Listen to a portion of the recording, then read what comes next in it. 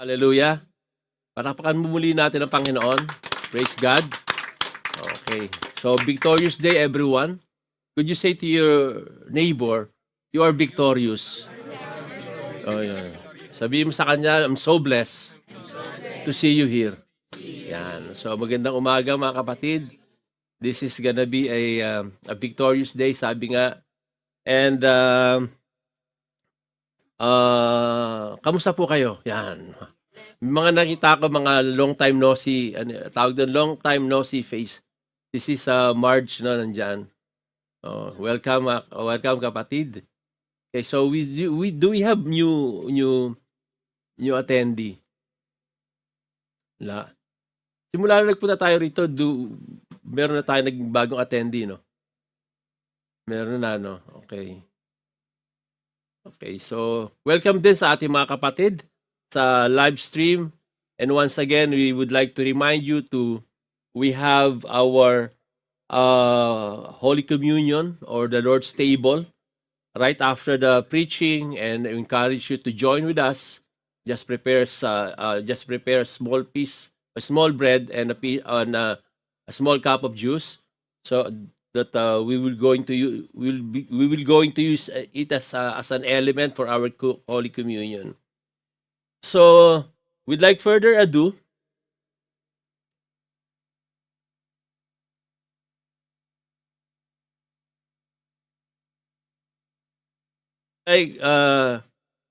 without further ado, salamat, Minister Hans. Okay. So, are you ready? Are you ready to receive the word? To receive the word with gladness, with joy. Can you ask your neighbor, are you ready? Are you ready to receive the word of God? Sabi mo. So if you are ready, listen to this. Tell your neighbor, listen to this. No? The world cannot live without hope. Do you believe in that? No? It's one thing we need more than anything else. Hope. Right? Someone said the person can live 40 days without food. 3 days without water. 8 minutes without air. But you cannot live a second without hope. Did you hear that? Could you ask your neighbor, did you hear that? No? We all need hope. A Russian novelist, no, by the name of Fyodor Mikhailovich Dostoevsky. Hirap kasi pronounce yung pangalan ng mga Russian, no? When we lose hope, we cease to live. Pag nawalan na daw tayo ng pag-asa, wala na tayong buhay. Mawawala na yung buhay natin. To live without hope is to cease to live. No? Harvard University did a study. No? They studied that over half of the young people in America, no, are feeling depressed, despondent, and without hope. They are hopeless. And not only in America, no, but all over the world, there's a sense of hopelessness. All over the world. But the opposite is also true. Kung walang pag-asa, meron namang pag-asa. Right? According to the American Psychological Foundation, they noted that people who started facing difficulties, trials during when they were young, and then who experienced even poverty, no, and later when they become successful, no, mula sa hirap at naging successful sila, they have one common denominator. Lahat na naghirap, nung bata pa sila, dumaan ng poverty. Nung naging successful sila, they only have one denominator. The common denominator is the smallest word of hope. Diba? And I believe that some of us naranasan yun. Kaya tayo nagsikap, diba? Nagsikap, nangarap, kaya tayo naging successful. Amen? Because we have hope. Hope changes everything. Could you say hope changes everything? So, hindi lang pala money changes everything, no? Yung kanta, hope changes everything, no? But listen to this. This is not the kind of hope, no, that you hope that you will receive a very nice gift on Christmas. This is not the kind of hope that you're hoping that you will have a day off on Christmas. Hindi ito yung klaseng hope na yon. Right? This kind of hope, ito yung may certainty, may katiyakan. Christmas is a time of hope. Pag nakakarinig tayo ng mga Christmas message, no, andyan yung hope, peace, 'di ba? Love, no? Joy. So, Christmas is filled with hope because it proves that life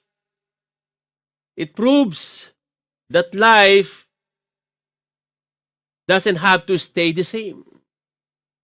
Ang buhay ay hindi kailangan, no, nananatiling ganun lang. Hindi lang ganun ang buhay. Kaya nga, habang may buhay ay may pagsubok. Di ba? Habang buhay ay may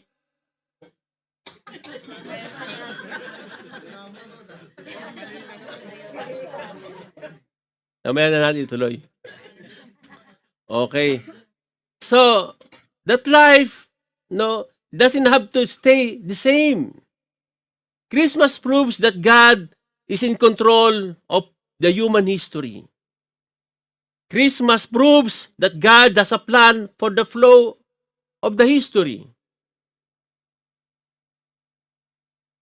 It's Christmas that makes us realize that the history is His story. Right? That God interrupted the flow of events of the world, no, because of the child's birth. Not a normal birth, not an ordinary birth, not an ordinary child, but a miraculous birth. God interrupted the history to give us a Savior. You know what?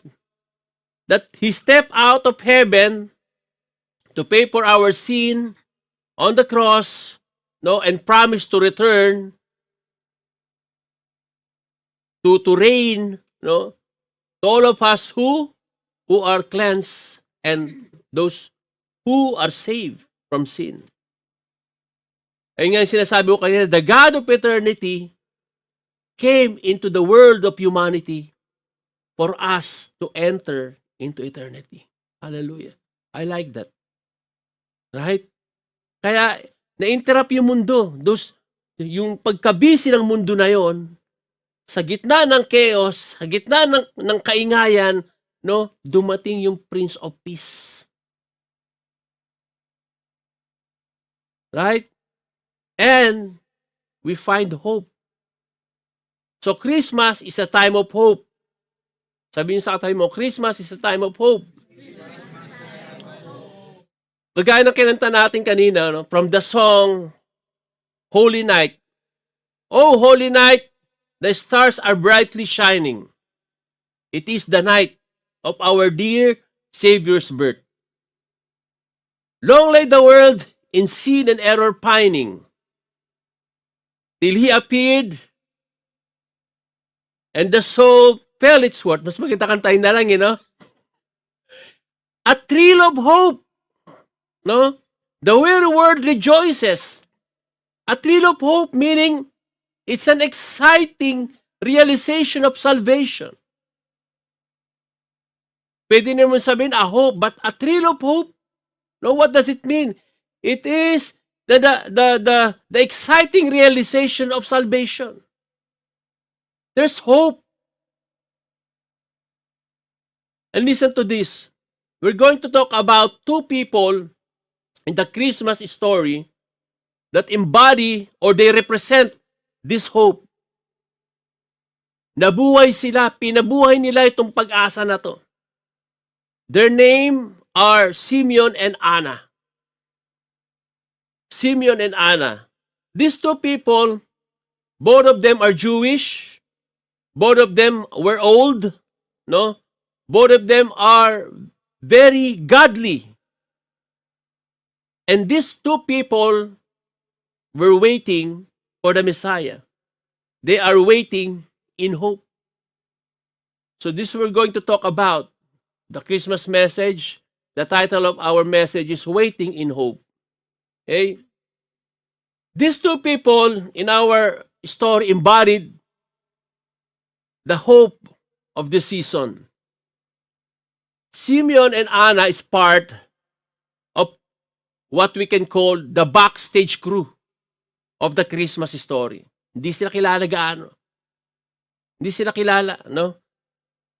Most people didn't pay much attention to Simeon and Anna, no?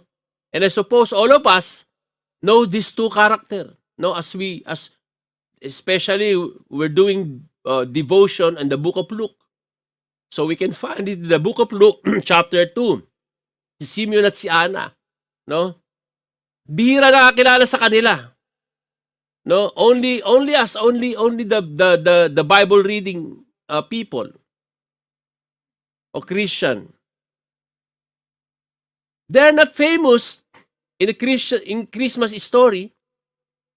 They're not in the nativity, no, where you can find the baby Jesus, no, in the manger, and around baby Jesus there's Mary, there's Joseph.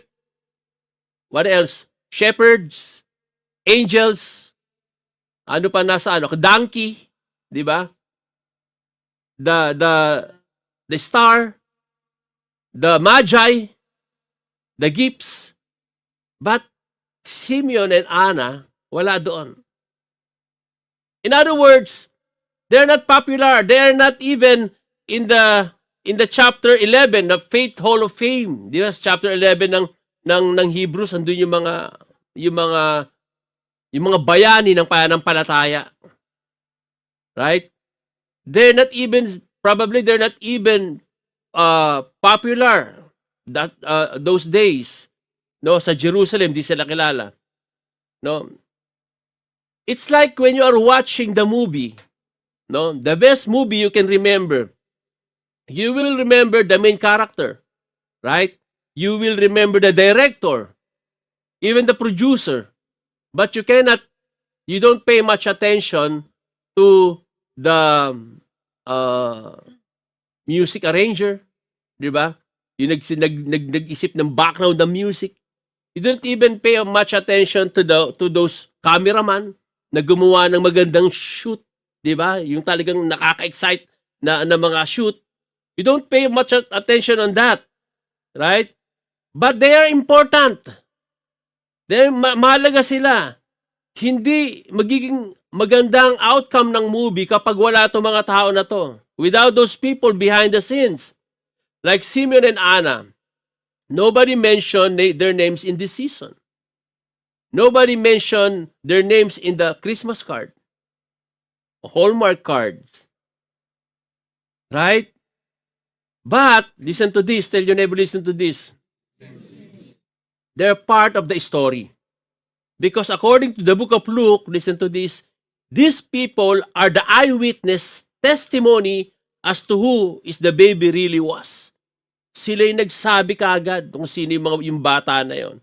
Then they introduced them as a savior, the virgin baby-born Son of God. So without further ado, let us read our scripture. Can we all rise up? Let us read the scripture. Luke 2:25 to 28. Let us read. And behold, there was a man in Jerusalem, whose name was Simeon, and this man was just a devout, waiting for the consolation of Israel. And the Holy Spirit was upon him, and by the Holy Spirit, that he would not see death before he had seen the Lord's Christ. So he Spirit into the temple, and when the parents brought in the child Jesus,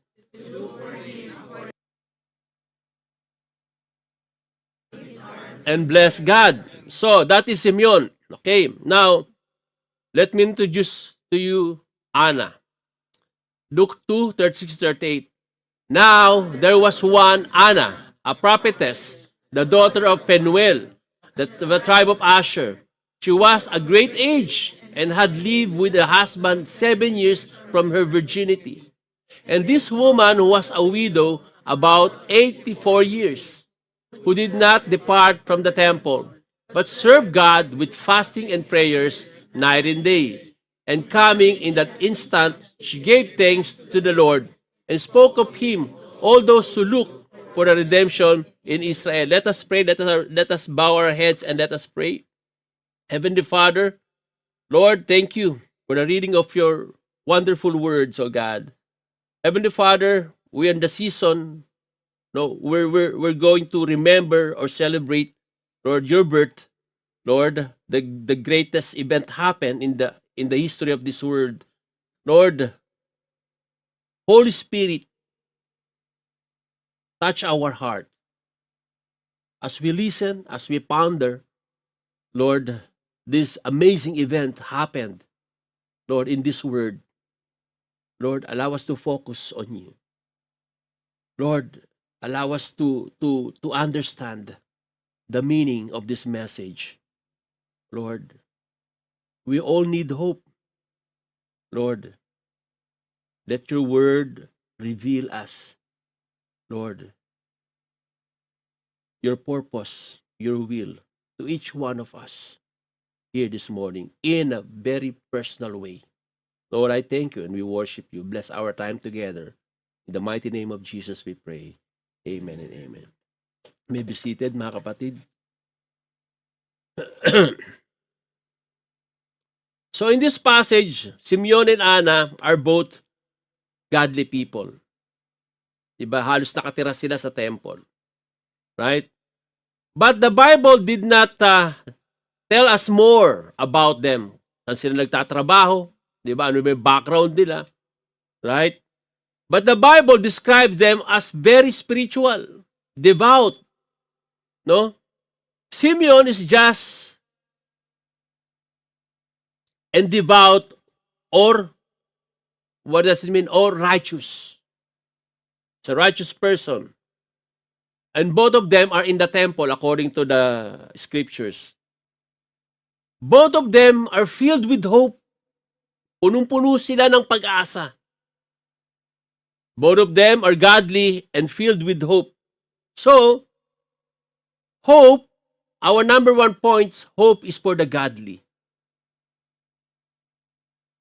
Our godly people are full of hope. No? Many religions are not hopeful. Many religions are not hopeful. May mga religion pa nga. Di ba? Dahil wala silang pag-asa, nagpapakamatay na lang sila. Di ba? At marami dito yan, especially nung pandemic. Most of them are not filled with hope. Most religious people are not hopeful. Only godly people are filled with hope. Can I hear amen? Only godly people. So if you are godly people, you are hopeful. Hindi ka agad nawawalan ng pag-asa. Only godly people are filled with hope. But most religious people are not hopeful. Israel is an example. Israel is an example. At this time, most of them are hypocrites. No? They went on their ceremonies, traditions, doing their spiritual rituals, no? they claim that they're looking forward for the coming of the Messiah. Right? But very small percentage or very tiny percentage or in a minority people that they're really waiting for the Messiah. At kasama rito si Simeon and Anna. They're waiting for the Messiah. They're waiting in hope, no?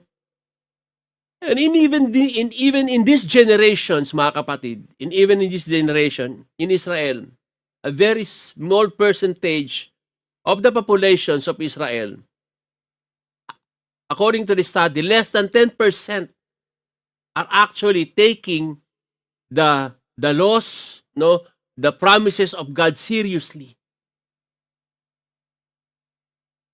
Think about this. Binigay lahat ng Panginoon yung pangako, 'di ba? Yung mga batas, no? They put it in one book and they gave it to one people. And those are the Jews. Pero hanggang ngayon, naghihintay pa rin sila ng Messiah. Hanggang ngayon. Very few were actually take the word seriously. But Simeon and Anna, they did. And listen to this. According to the survey, the most hopeful people are most spiritual people, right? They are far happier. They are by far more confident. Study after study shows that globally, generally, spiritual people are happier and healthier. Do you believe in that? Happy people hopeful people are happy people and healthier people. Tingnan mo nga yung katabi nyo.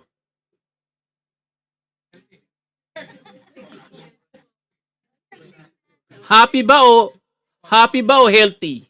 Both. Amen. And there's a study done in El Salvador, no, about the youth or the young people. No.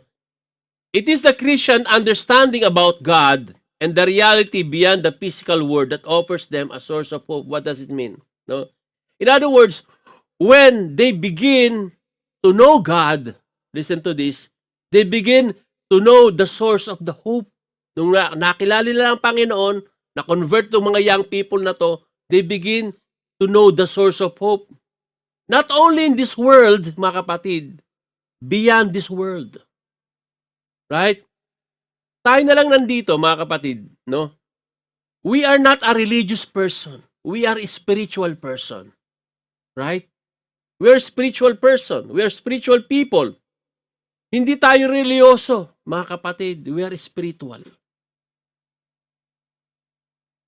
Dito sa mundo na to, mga kapatid, hindi mo man makamit, hindi man mangyari, no, yung mga dapat na gusto mong mangyari, right? Yung mga plano na hindi natin, yung hindi nagagawa, hindi nangyayari, hindi natatapos, no? But we are still hopeful. Hindi tayo nawawalan ng pag-asa that one day it will come to pass. Spiritual people are still hopeful. In Psalms 42 verse 5, why are you cast down, O my soul, and why are you disquieted within me? Hope in God. No? He was telling to himself, hope in God. There's hope in God. No? That even when the world fall apart, he knows that there's hope in God. But listen to this. On the other hand, the worldly people, no, or the majority of the worldly people like to mock those who are spiritual people. Gusto nila, pinagtatawan nila ang mga spiritual people. They mock those who believe in Christ. They mock those who believe in God. They mock those who believe that there's life after death. They mock us because we know that after the life here on earth, we have life. Then we have the life in the eternity or in the next life. They mock us as a follower of Christ because we believe in Christ. We believe in His promise that even if we die, we will live again forever. Maging ako nung hindi pa ako Christian, nung hindi pa ako born again, nagtatawa ako sa kanila. Di ba? Tawag ko nga sa kanila, burn again. Or burn against. Right? Minama ko rin sila. No? Minama ko rin sila. Sabi ko, grabe itong mga to. Alam na kagad nila kung saan sila pupunta. No? Tatawanan namin yun. Kami magtatropa. Sabi ito. Alam na nila kagad kung saan sila pupunta. Pag namatay sila. No?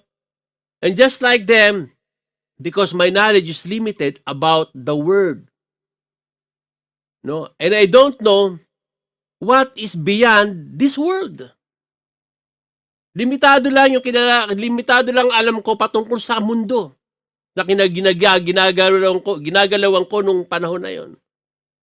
And I don't know pagtapos ng mundo na to. I don't know, I don't care. But now, being born again or being spiritual, yes, we see this world that we live in. Kita natin to, yung mundo natin ginagalawan. We face what they face. Mga politically, nagsasuffer tayo, nagsasuffer din sila. No? O anumang problema rito, corruption. We face what they face. Right? But we see also, no, the real word. The real word behind this word. Alam natin meron. No? In fact, it is more real than this word. Right? I remember during the memorial service of Pastora Connie, no, last Monday, all of us who stood in front, no, nagbigay ng testimonies to honor her memories, no, to cherish her memories, no. At the end of our speech, all of us saying that we know that she's in the better place, the best place, I should say, because we believe that there's world after this world. After this life. Because that is our great hope. The greatest hope. To be with our Lord Jesus Christ after the life in this world. Amen. So hope is for the godly. Tandaan natin. Godly people lang ang merong hope. That hope, no? Yung hope na yan, no? Yung hope na yan, hindi yung I hope I have a nice gift this Christmas. I hope I have this kind of job. I hope I have a day off on Christmas or next Friday para makasama ako sa Christmas party natin December 19. Mark your calendar mga kapatid, magpaalam na kayo, we have Christmas party. Time later on. So number 2,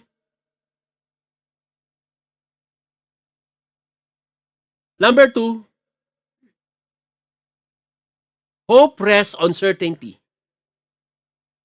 In verse 25, it described that Simeon as somebody who is waiting, naghihintay. Luke 2:25, and behold, there was a man in Jerusalem whose name was Simeon, and this man was just and devout, waiting for the consolation of Israel. And the Holy Spirit was upon him, no? This scripture told us that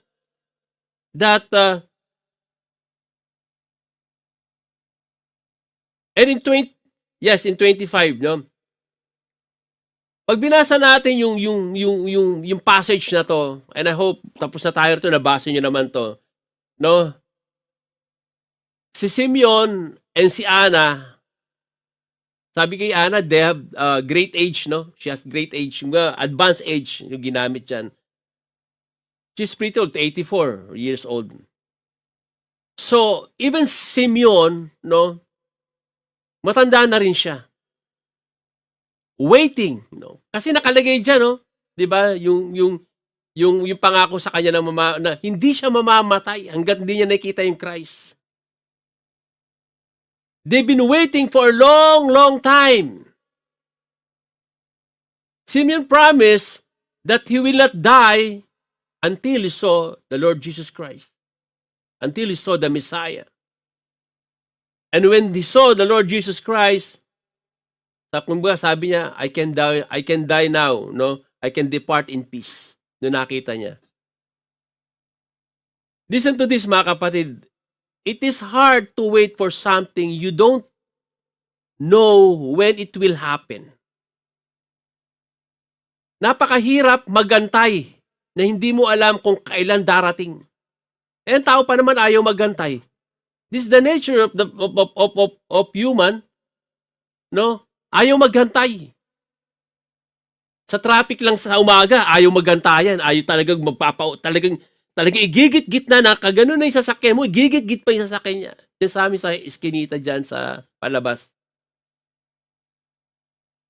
Ayaw magantay, right? Maski tayo, minsan ayaw naman talaga natin magantay, di ba? Pag nakita natin, kumuha tayo ng number, ay, tagal nito. Bukas na lang ako babalik. Even sa trabaho, di ba? Pag sinabi sa'yo, tatawagan ka na lang. No? Wala na. Okay pa yun pag sinabing tatawagan ka na lang. Eh pag sinabing tatawanan ka na lang. Di ba? Pag tatawagan ka na lang, parang ang tagal niya na. Ano sabi sa'yo? Tatawagan na lang daw ako. Kailan kaya yun? No? Follow up ka, tawag rito. Right? Several years ago, psychologist by the name of Walter Mischel made a test. And this is test, baka narinig nyo na to, the marshmallow test. Marshmallow test. Okay? Kumuha siya ng mga group ng mga bata, 4 years old. Okay? They gave each one a marshmallow. Okay? Pero sabi niya, huwag niyong kakainin yan. No? After 20 minutes, tsaka niyo siyang kainin. Okay? Pero sabi niya, but if you eat that marshmallow after 20 minutes, I will give you more marshmallow. Okay, so yung mga bata, alam niyo naman bata, napakahirap magantayin yung 20 minutes, hawak mo na yung marshmallow. 'Di ba? 'Di ba? No, tayo, 'di ba? Talagang matatakam tayo sa marshmallow. So, nagbigay siya ng test. Yung iba, nagantay. Some kids waited, no? Some kids did not wait. They ate their marshmallow. Wala pang ilang minuto, kinain na nila. No, and it did not end there. Dito nagtapos yung test. They followed these kids on their study. Okay? Throughout their lives, kumbaga, binabangan nila yung mga lalaki, yung mga tao, yung mga bata na yon, no? They watched them as they grew up. Yung test you know? And this what they found out. The kids who were able to wait, listen to this, yung mga naghintay became better adjusted, more dependable. And they score an average of 210 points higher on the essay exam than other kids. Yung mga naghintay, na marunong magantay, no, mas naging sila, nag-excel sila, no? Because they can wait. They learn to wait. Sabi mo sa katabi mo, learn to wait. Simeon and Anna passed the test. Si Simeon at saka si Anna, they passed the test. They waited and waited for a long time, no?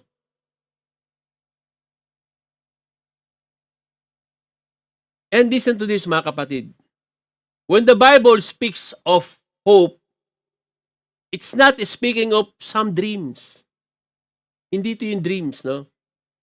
Some wishes, or fantasy, or illusion.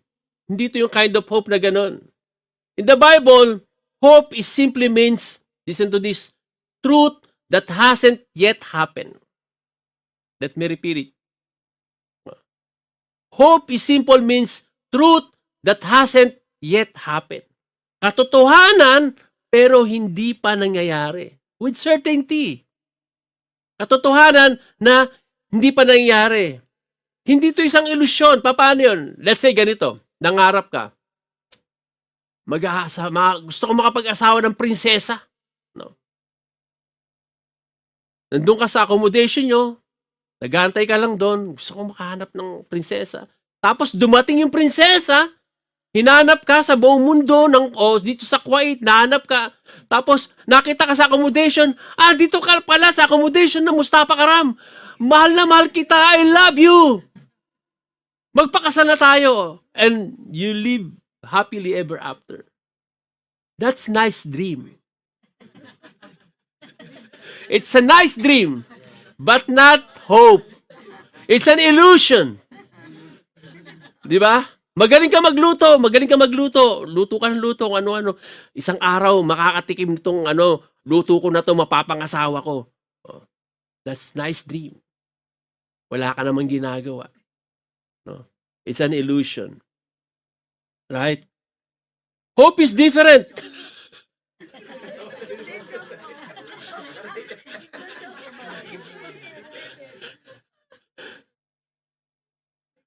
Hope is different, mga kapatid.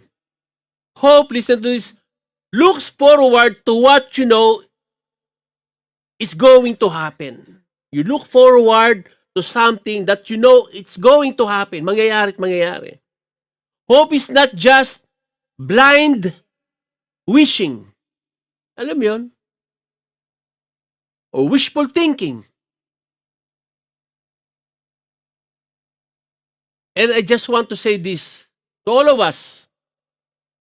It's time for us to upgrade our dreams to hope. Tanggalin natin yung mga dreams, mga illusion natin. Let's upgrade it to hope. Something will happen. Something will come to pass. That you're certain of it na mangyayari yun. Right? Upgrade your dreams to a hope. Sabi mo sa katabi mo, upgrade your dreams to a hope.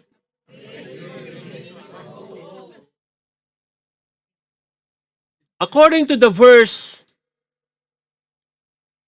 what was they knew that is something will happen? Ano ba yung alam nila na mangyayari? Doon sa verse na yan. Right? Ano yung alam nila na mangyayari? From the verse it says, waiting for the consolation of Israel. Waiting for the consolation of Israel. They knew that one day, God will send the consoler, consoler, of the Israel, or the salvation. Why? Because they knew the Old Testament.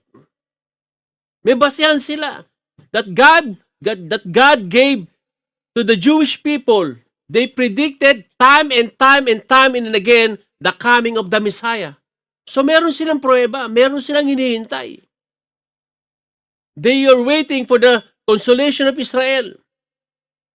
And interesting to know, in verse 26 it says, and it had been revealed to him by the Holy Spirit that he would not see death before he had seen the Lord Christ.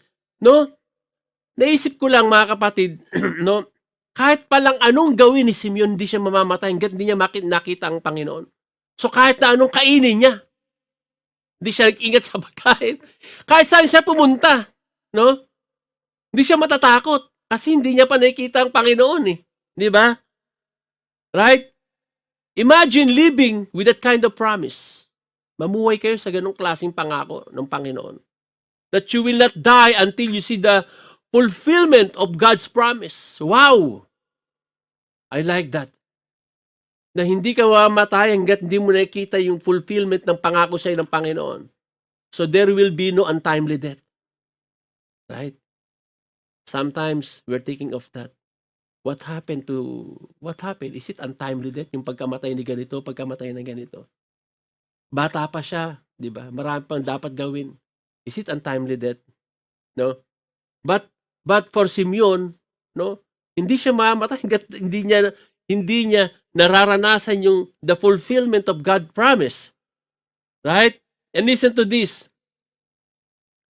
That man, Simeon, is anchored in that hope. Doon siya nakaangkla, doon siya kumbaga, doon siya umaasa, nandun yung pag-asa niya sa pangako na yun. So hope is for the godly, but hope rests on certainty. Right? We are godly people, but we have to rest on certainty. Dapat may katiyakan din yung ating mga pag-asa. The third point is hope produces ecstasy. Could you say hope produces ecstasy? How do you think Simeon and Anna felt when they finally saw the baby coming? Alam niyo ba kung gaano kalaki yung temple na yon nung pinupuntahan nila? No? 45 acres. Equivalent to 182,000 square meters. Just imagine that. Ano naramdaman nila nung nakita nila? Paano nila nakita? No? And hundreds of thousand people can meet there. Hundreds of thousand people. Tapos sinabi sa'yo ng Holy Spirit, that is the child. This is the child. This is the child. The one who's coming, this is the child, the one you're waiting for. Ano kaya nararamdaman mo? Siguro si Simeon tsaka si Ana nung panahon na yun, panay tingin-tingin sa temple. Na kaya yung bata na yun? Ito kaya o ito bata na to? Hindi pa. Ito kaya yung bata na to? Ito kaya. But that day, when sinabi na ng Holy Spirit sa kanila, ano kaya naramdaman nila? Hundreds of thousands sila. Paano nila nakita yung bata na yun? No? The chances are too slim or too small for them to know each other. Imagine, no? Simeon did not exist on Joseph and Mary's world. Hindi naman sila magkakilala eh. Si Anna did not exist either. Hindi naman sila magkakilala. Diba? But they met each other in the temple. Doon sila nag-meet. Araw-araw hinihintay nila yun. They have waited for a long time. No? Kaya sabi ko, everyday nagpupunta sila doon para makita, ito kaya yung bata na to, ito kaya yung bata na to, ito kaya yung bata na to. But one day, he comes in, the Holy Spirit from his heart. That's the child. Wow. Hallelujah. And ito pa yung nangyari. Nung nakita na ni Simeon, di ba, according to our scripture, he went to Joseph and Mary. No?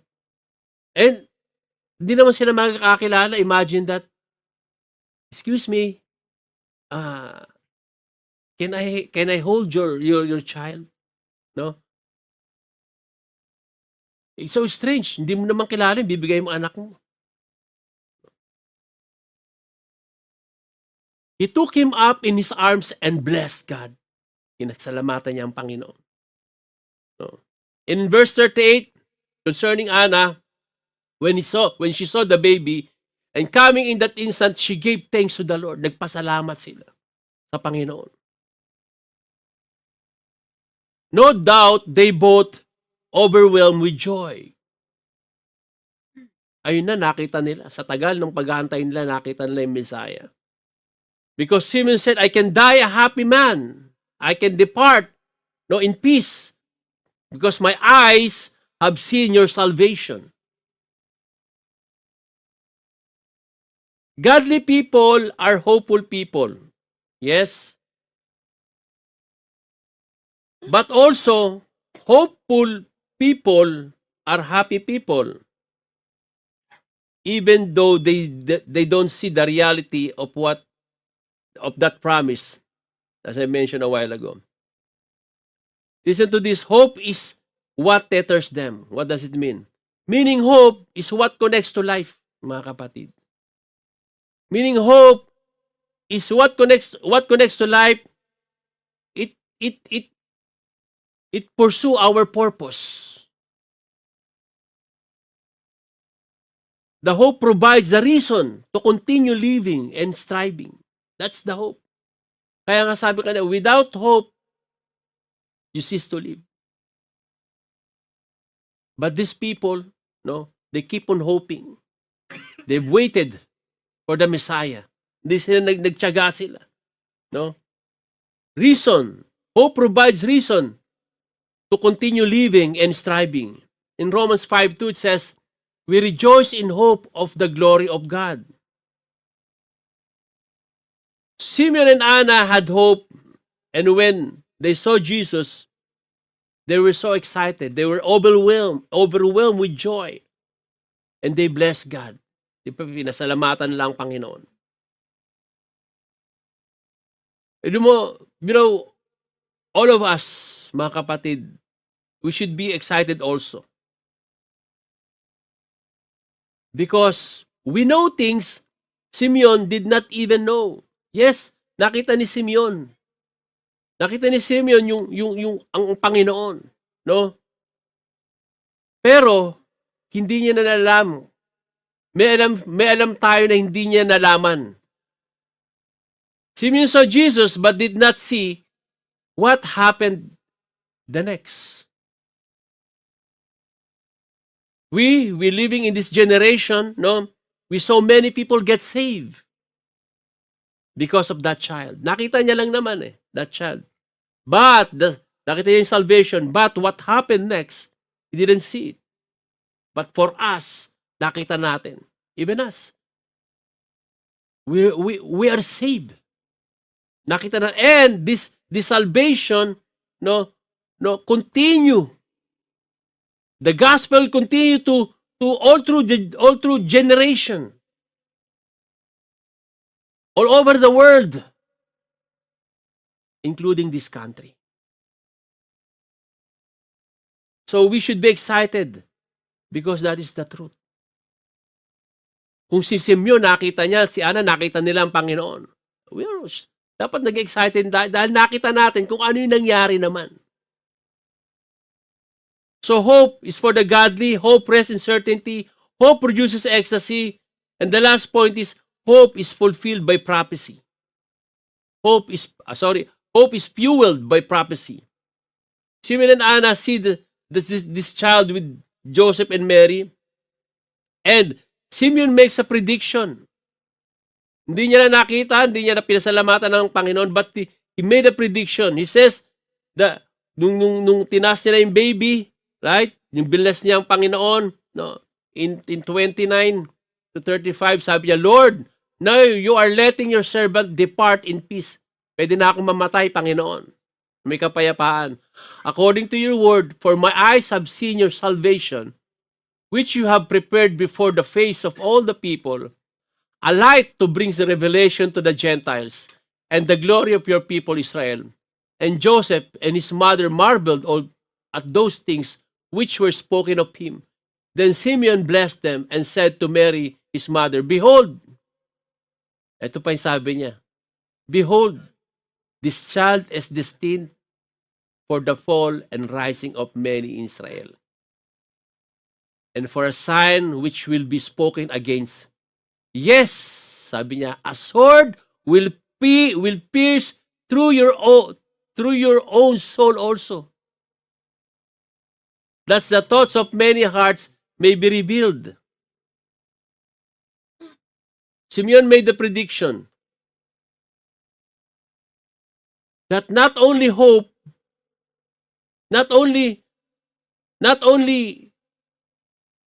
there's hope in this child or salvation in this child, but he said also to Mary and Joseph, this child will divide people. This child will be hated by many.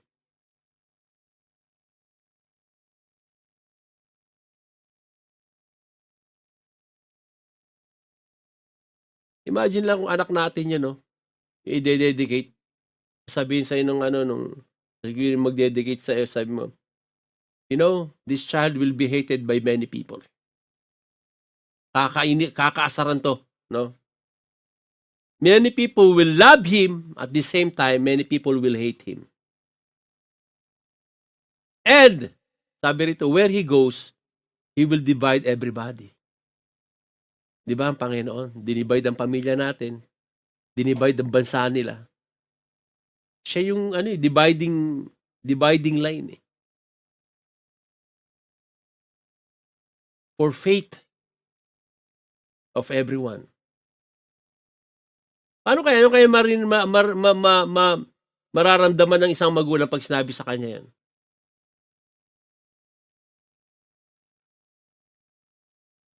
Salvation, tapos ganito mangyari sa mga anak ko.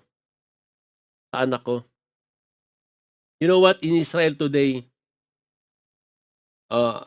in Hebrew, the name of Jesus is, ano yung pangalan ng Hebrew name of Jesus?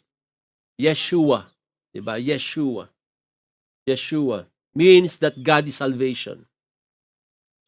But in Israel today, and most Israelis refer to Jesus not as Jesus, not as Yeshua, but as Yeshu. Sounds like, no? Sounds like, parang okay na, parang pinaikli, Yeshu. But listen to this, mga kapatid. Yeshua, Yeshu, has no translated meaning sa Hebrew or whatsoever. Wala siyang translation meaning. The term Yeshu, no, ginagamit ng Jewish, no, which is for mockery and cursing. Kaya ang tawag na sa Panginoon, Yeshu lang. What does it mean? The meaning of Yeshu is, may his name and memory be blotted out. Sa Tagalog, nawa ang pangalan niya ay ay makalimutan na at mabura na. Alaala niya ay makalimutan o mabura na, no? Most realists refer to that to Jesus. Paano kaya pag ginamit naman natin yung mga ganitong word to mock the religious leader?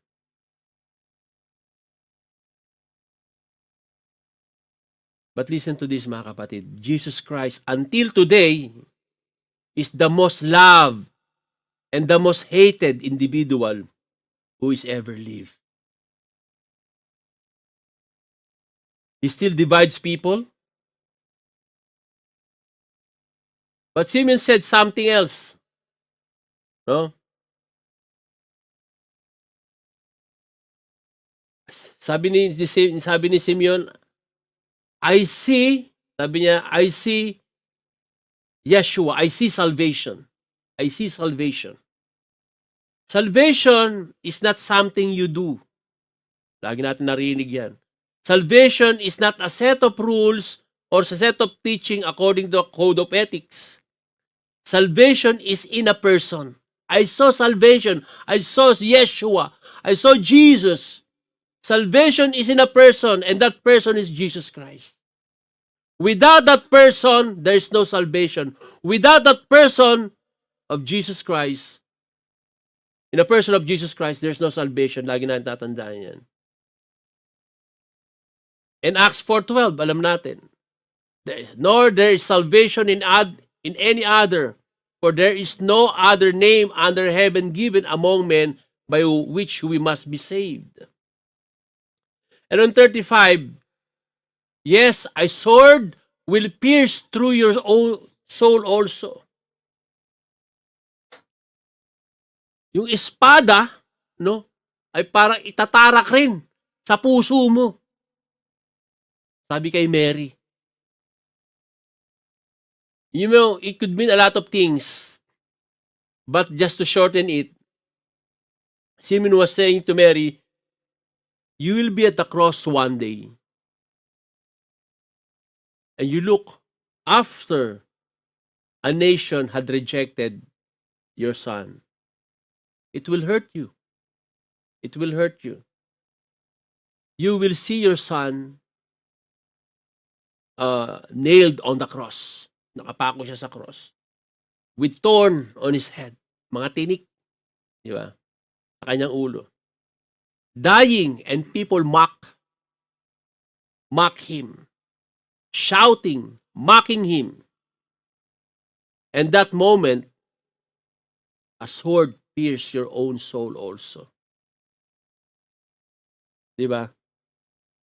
In other words, dahil sa mangyayari sa kanya, no, para ka na rin tinarakan sa puso mo ng espada. Alam niyo yung mga matandang kasabihan sa atin, yung mga sinasabi ng magulang natin, no? Kumuha ka lang ng pupukpok sa sarili mo, ng bato na ipupuk mo sa sarili mong ulo. Di ba may ganun? Parang kumuha ka na ng sakit ng ulo mo.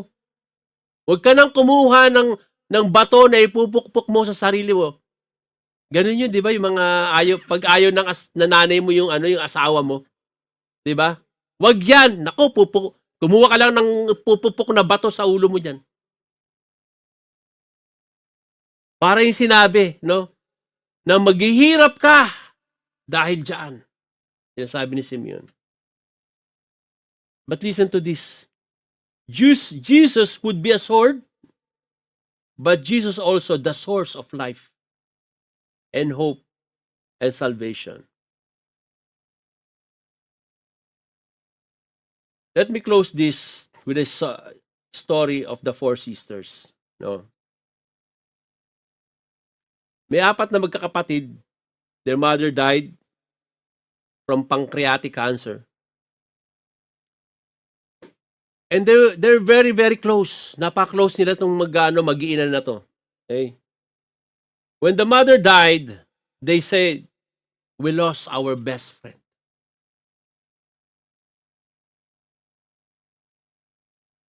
Kasi hindi sila ganun ka-close sa tatay nila.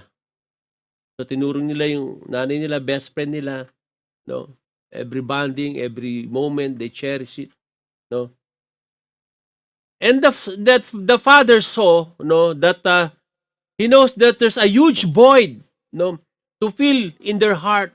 Kailangan niyang punan yung void na yon na nawala sa kanyang anak, sa kanyang mga anak.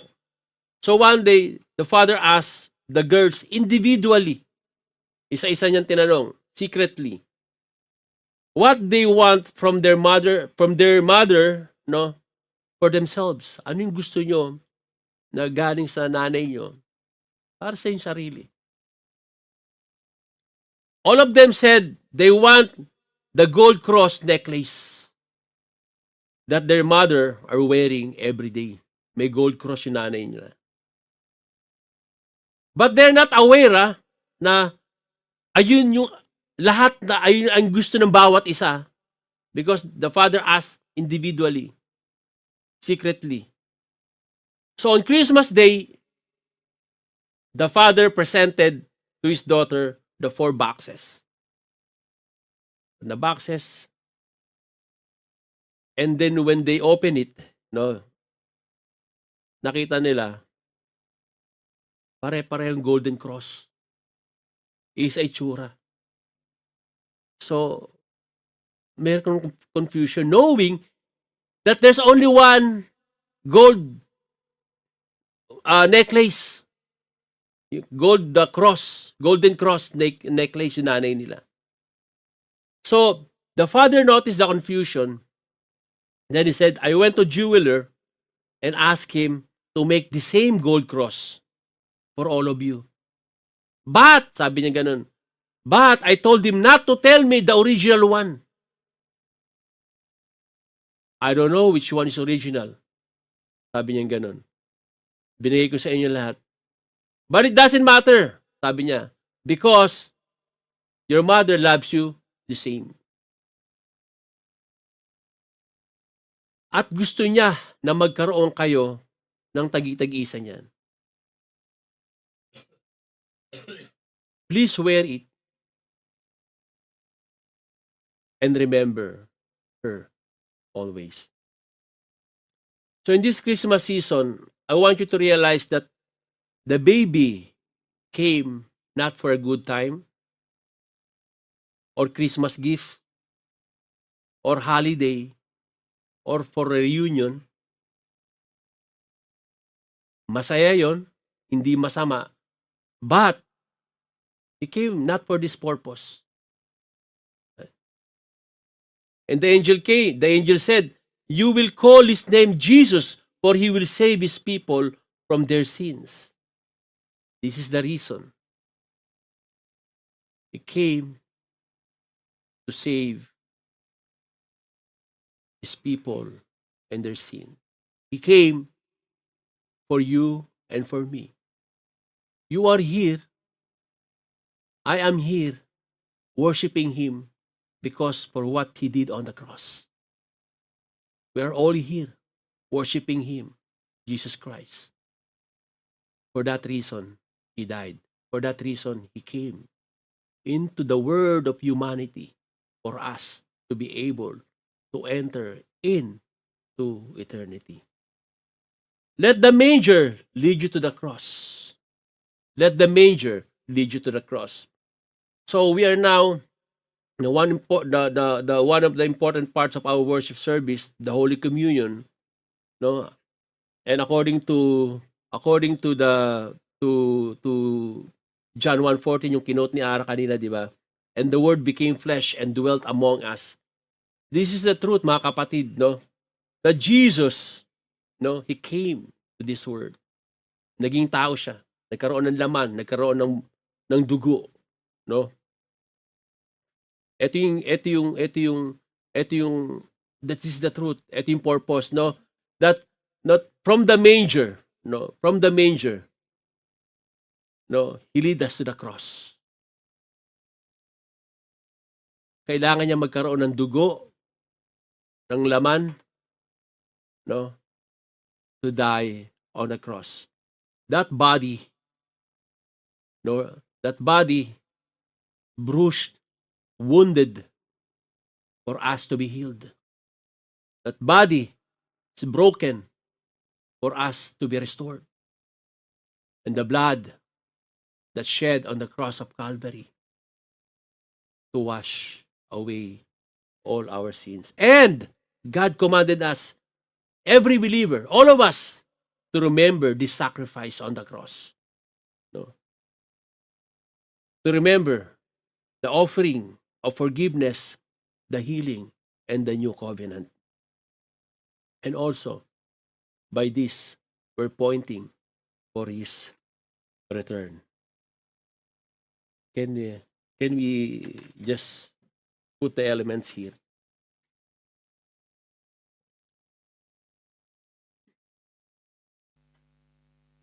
Can we all rise up?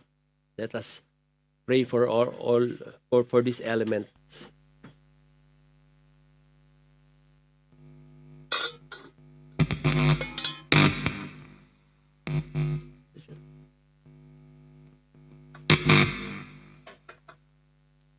Let us pray. Lord Jesus, Lord, we worship You and we honor You. Lord, we remember Your birth, Lord, Your miraculous birth. Lord, this great event happened in this world, oh God. The greatest event happened. Lord, not only that, oh God, but You commanded us, oh God, to remember Your sacrifice on the cross. Lord, as we remember, oh God, Your forgiveness, as we remembered, Lord, how You paid the penalty of our sins, how the blood of Yours washed away our sins. Lord, today, Lord, bless us and bless these elements, oh God.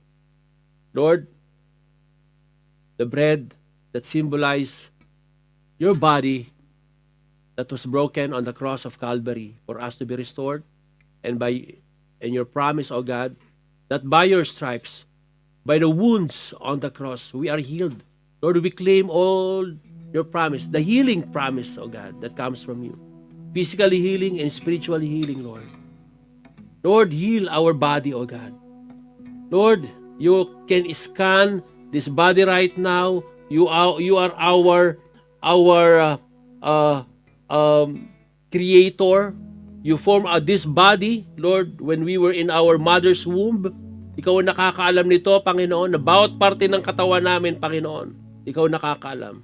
Lord, I just pray, Lord, ano man yung kahinaan ng katawan na to, O Diyos, our internal organs, O God, Lord, I pray to restore the strength.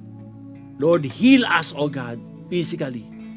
Lord, and we thank you, Lord, for your promise, O God, that by your stripes, we are healed. Your promise, O God, that you're the God that healeth thee. You're a God who loves to heal, and you are able to heal because you are the healing God.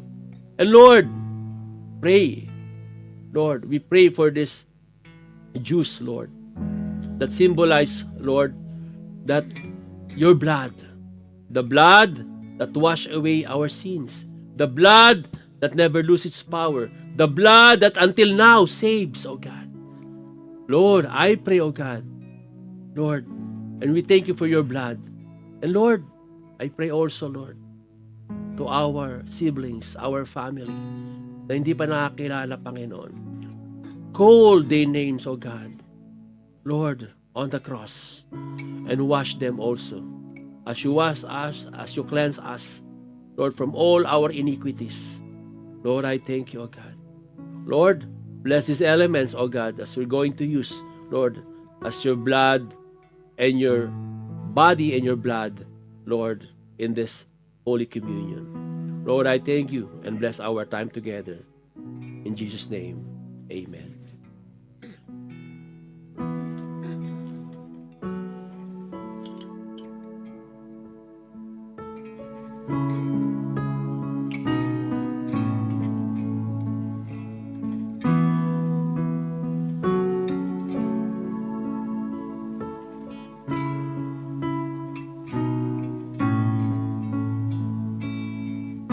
I take the bread of life, broken for all my sin. Your body crucified to make me whole again. I will recall the cup poured out in sacrifice to trade this sinner's sin for your new covenant. Hallelujah. I live my life in remembrance.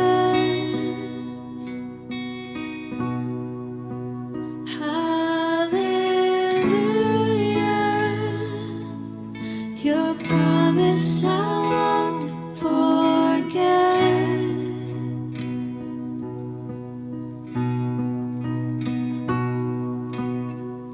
I'll walk salvation's road with fear and trembling. Your way born as my own, as Christ is formed in me. Hallelujah. I live my life in remembrance.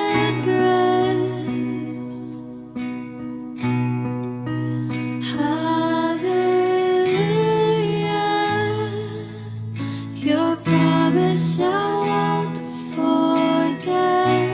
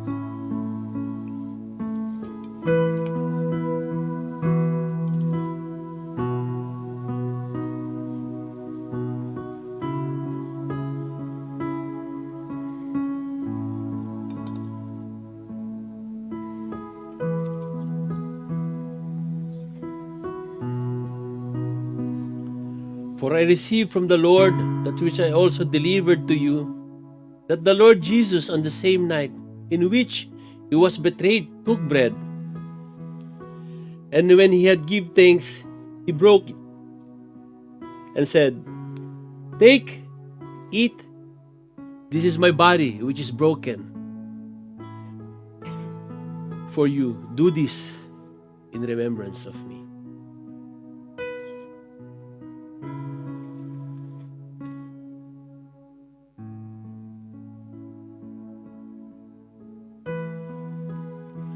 In the same manner, he also took the cup after supper, saying, "This cup is the new covenant in my blood.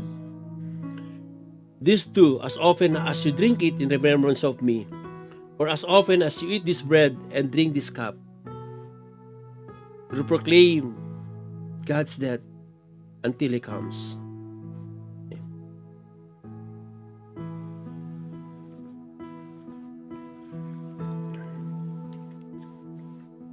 Lord, I praise and thank you, O God.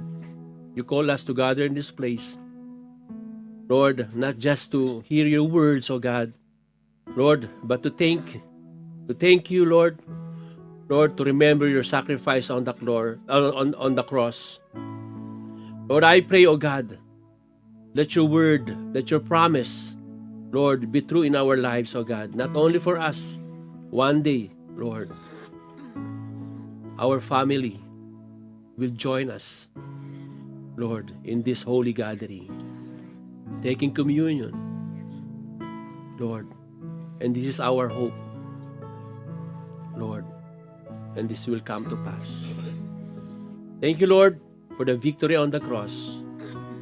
Thank you, Lord, for the peace, for the joy, for the hope, and above all, we thank you, Lord, that our names are written in the book of life, that one day we will join you in heaven, rejoicing, worshiping you with the angels, Lord, in your kingdom. Lord, I give you praise. We give you worship. Lord, we give you praise. In Jesus' mighty name, the precious name, and the matchless name of our Lord Jesus Christ. Amen and amen.